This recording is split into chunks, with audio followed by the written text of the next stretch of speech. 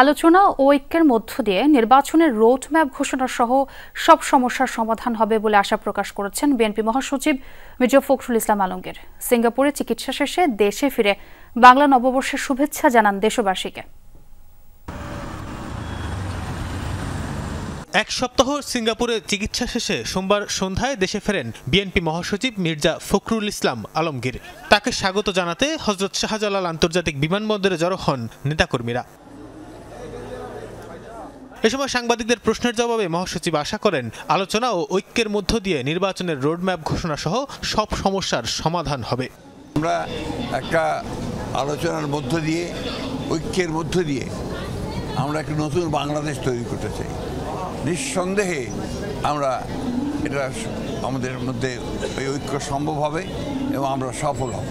দেশবাসীকে নববর্ষের শুভেচ্ছা জানান মির্জা ফখরুল। বলেন, এবারের বৈশাখ অতীতের সব জঞ্জাল সরিয়ে এক নতুন বাংলাদেশ তৈরির পথ দেখাবে।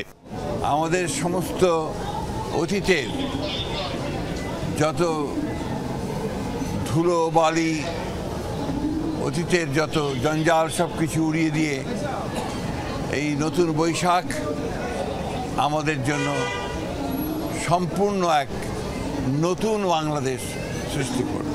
গত 6 এপ্রিল স্বাস্থ্য পরীক্ষার জন্য সিঙ্গাপুরে যান মির্জা ফখরুল ইসলাম আলমগীর ও তার স্ত্রী। তানভীর সিদ্দিক টিপু, যমুনা নিউজ, ঢাকা।